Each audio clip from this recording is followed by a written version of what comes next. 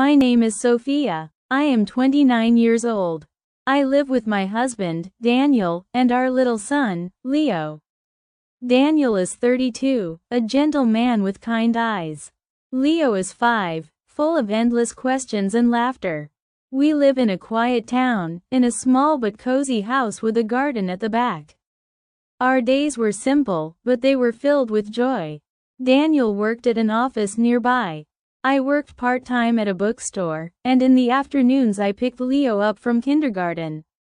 We cooked dinner together, played with Leo, and sometimes watched a movie after he went to bed. It wasn't a perfect life, but it was a good one. We felt safe, we felt close, and most of all, we trusted each other. On weekends, we would go to the park. Daniel taught Leo how to ride his small bicycle. I loved to take pictures of them, my two favorite people. Every evening, when we locked the doors and closed the curtains, I thought to myself, this house is our safe place. Nothing can hurt us here. But life is strange. It can change in one single moment. I didn't know that while I was laughing, cooking, and reading bedtime stories, something else was already happening. Something I could not see. One night, everything shifted. That night changed the way I looked at my own home forever. It was a Thursday night when I first heard it. The clock showed a little after midnight. The house was quiet, Daniel asleep beside me, Leo dreaming peacefully in his little room. But downstairs, something stirred. At first, I thought it was my imagination. A faint sound, like a soft creak on the wooden floor. Then another, like slow footsteps. My heart began to beat faster. I held my breath, listening. The sound came again. I shook Daniel's arm gently. "Daniel, wake up," I whispered. His eyes opened halfway. "What is it?" he asked in a tired voice. "I heard something. Someone's downstairs." He sighed, trying to calm me. "It's probably the wind, Sophia. Or the pipes. This old house makes noises." But I knew what I heard. I sat up, straining my ears. The sound had stopped. For a long minute, there was silence. Daniel pulled me back into bed. "Go to sleep. You're just tired." The next morning, I went downstairs early. Something felt different. The kitchen door, which I always closed at night, was slightly open. The curtain near the window moved even though the window was shut. And a chair at the dining table was pushed back, as if someone had sat there. I stood frozen, staring at the little details. Nothing was missing, nothing was broken, but something was wrong. When I told Daniel, he smiled kindly but dismissed it. "You probably forgot to close the door. You worry too much." But deep inside, I knew. Someone had been there, and it wasn't just the wind. 2 nights later, it happened again. I woke up suddenly, my eyes wide open in the dark. At first, I didn't know why. Then I heard it, the faint creak of the floorboards downstairs. This time it was clearer, slower, heavier. My whole body tensed. I sat up, listening. Daniel was asleep, his soft breathing steady. I didn't want to wake him again. He would only tell me I was imagining things. So, quietly, I slipped out of bed. The house felt colder than usual as I tiptoed down the stairs.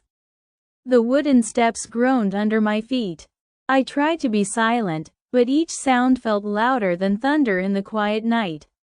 When I reached the bottom, I froze.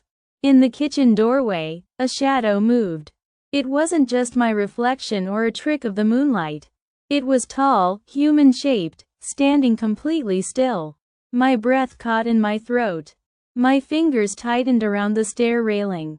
"Who's there?" I whispered. My voice trembled. The figure shifted slightly, as if turning toward me. My heart raced so fast it hurt. For a second, I thought I saw the glint of eyes staring back at me. Suddenly, footsteps thundered behind me. Daniel, half awake, rushed down the stairs. "Sophia, what are you doing?" I spun around toward him. There's someone." I pointed at the kitchen.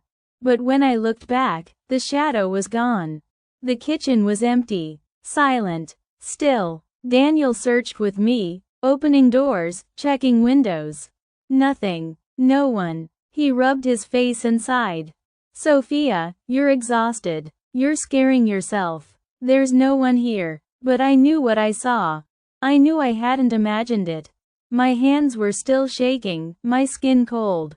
Someone was in our house. And for the first time, I realized they didn't want to be seen. The next morning, I moved through the house with uneasy eyes. Daniel had gone to work, and Leo was playing with his toys in the living room. Everything looked normal, yet I couldn't shake the chill from the night before. When I entered the kitchen, something caught my attention. On the table sat a coffee cup, slightly moved from where I left it. I hadn't used it. Daniel hadn't either. I frowned and opened the trash bin. Inside was a plate with crumbs. But not from our dinner. These crumbs were from bread we hadn't bought. A different kind. My stomach tightened. Then came the smell. Faint but clear, the sharp, lingering trace of cigarette smoke. My chest tightened instantly. Neither Daniel nor I smoked. And there was no reason for that smell to be here. I walked quickly through the rooms, checking the locks on every window and door. All were shut tight. I even checked the back door twice. Nothing seemed broken. Nothing seemed forced. Yet something felt wrong, terribly wrong. That evening, when Daniel came home, I told him everything. The cup, the crumbs, the smell. His brow furrowed, but his voice stayed calm. Sophia, maybe you're just stressed. Maybe you forgot. You've been overthinking since that night. I stared at him, my heart aching. Daniel, I didn't forget. Someone is here. I can feel it. He sighed, rubbing my shoulder gently. I'll check again tonight, okay? But please, stop scaring yourself. His words were meant to comfort me, but they left me feeling alone. Because I knew, deep in my bones, that something was wrong in our house. Later that night, as I tucked Leo into bed, he looked at me with wide, innocent eyes. Mommy, he whispered. Yes, love. I saw a man in the living room yesterday. My blood turned cold. A man? What do you mean? Leo hugged his teddy bear tightly. He was standing near the window. He looked at me, but when I blinked, he was gone. My hands shook as I kissed his forehead and whispered, "It's just a dream, baby. Go to sleep." But my heart screamed the truth. My little boy had seen what I had been fearing all along. From that night on, I could no longer sleep peacefully. Every creak, every soft thump in the house made me jump. Daniel still believed it was stress, but my instincts screamed otherwise. I wasn't just imagining things. I knew it. So, I decided to test it. One evening, after Daniel and Leo were asleep, I quietly placed a few objects in front of the kitchen door. A broom laid flat across the floor, a small stack of books against the frame, and a glass bottle balanced carefully on top. If anyone entered, even silently, the trap would move. Only then did I return to bed, my heart hammering as I forced my eyes shut. When morning came, I rushed to the kitchen before anyone else was awake. My blood ran cold. The broom was pushed aside. The books were toppled over. The glass bottle lay on its side, rolling slightly as if moved not long ago. Someone had been there. I stood frozen, the air heavy in my lungs. And then I saw it, tucked under the salt jar on the counter. A piece of paper, folded once. My hands trembled as I opened it. In messy, uneven handwriting, it said, "Don't be afraid. I live here too." My knees almost gave out. The paper slipped from my fingers, landing softly on the counter. My whole body shook as I whispered, "This can't be real." That evening, I showed Daniel the note. He stared at it for a long time, his jaw tight.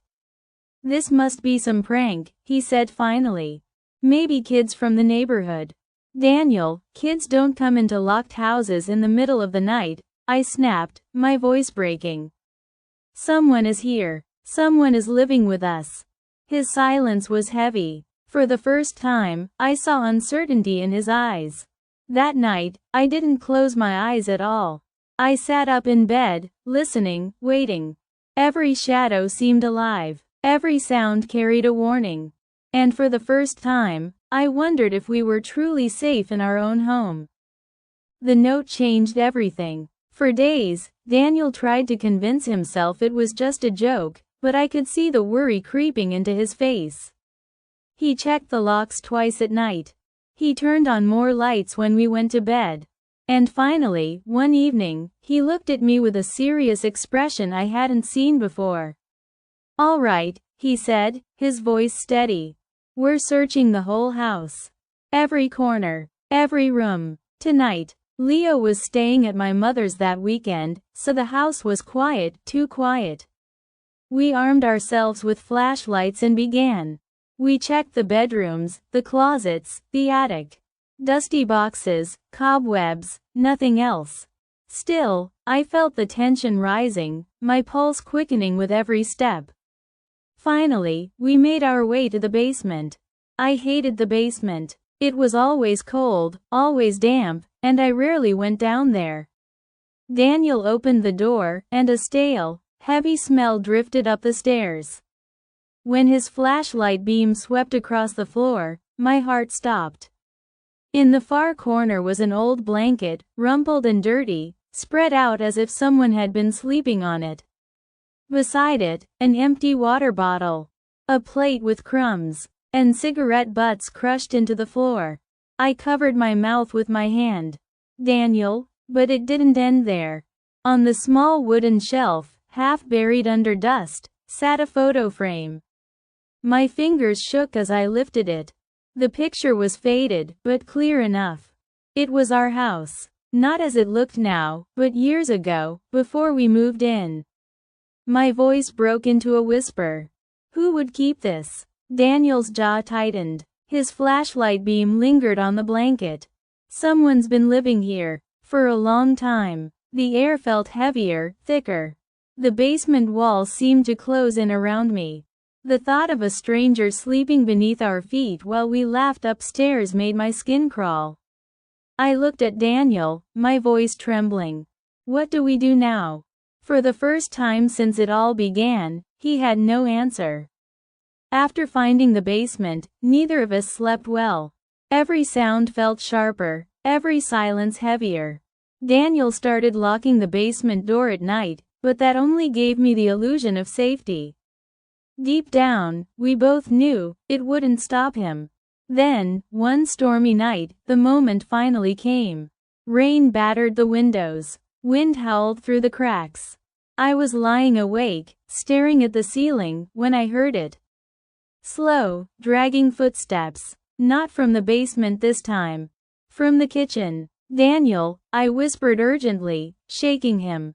"He's here." Daniel leapt from bed, grabbing the flashlight. He didn't hesitate this time. He rushed downstairs, and I followed, my heart thundering in my chest. The kitchen light flickered as we entered. And there he was. A man stood in the corner, hunched and trembling. His clothes were old, torn at the sleeves. His hair was gray, his face weathered, his eyes sunken but alert. He looked weak, but there was a strange dignity in the way he straightened his back when the light hit him. "Who are you?" Daniel demanded, his voice sharp. The old man raised his hands slowly, palms open. His voice was cracked, but steady. "Don't be afraid. This was my house, once. I built it with my own hands. I had nowhere else to go." The words hung heavy in the room. My breath caught. I looked at Daniel, but he was silent, staring. The stranger's eyes moved to me. "I never wanted to hurt you. I only needed a roof. A place to rest." My fear twisted into something else. Confusion, pity, even sorrow. His presence had terrified me, but now, seeing the lines of suffering on his face, I felt torn. He was a stranger, yes. but also a man tied to the history of the very walls around us. Daniel lowered the flashlight slightly, though his jaw was still tight. "You can't stay here. You frightened my family." The old man's lips trembled. He looked at the floor, then back at me. His eyes held both guilt and desperation. For a moment, I didn't know what to feel. Fear, anger, or compassion. Daniel's voice was firm but calm. "You can't stay here. This is our home now." The old man's shoulders sagged. For a long moment, none of us spoke. The rain outside filled the silence, as if the house itself was listening. Finally, I whispered, "We'll call someone. You need help, not hiding in basements." Daniel nodded, and though it pained me, I dialed the police. When they arrived, the man didn't resist. He stood quietly, almost relieved, as if his secret had been a burden too heavy to carry any longer. One officer asked if we wanted to press charges. My lips trembled. I looked at the man's frail figure, his hollow eyes. He hadn't stolen. He hadn't harmed us. He had only taken shelter in the place that once belonged to him. "No," I said softly. "Just take him somewhere safe." The officers exchanged a look, then guided him gently outside. As the door closed behind them, silence fell heavy over the house again. That night, I lay awake, staring at the ceiling. I thought of his words, "This was my house once." I wondered what memories these walls carried, what joys and sorrows had seeped into them long before we arrived. Our home was no longer just a safe place. It was part of a story bigger than us, with shadows we couldn't see. Sometimes, the real stranger in your house isn't a thief or an intruder. It's the past itself, the forgotten lives and broken hearts that still linger in the corners, waiting to be noticed. I held Daniel's hand tighter. For now, our house was ours again. But I knew it would never feel quite the same. What would you do if you found a stranger living in your house? Tell me in the comments below. And if you liked this story, please like, share, and subscribe.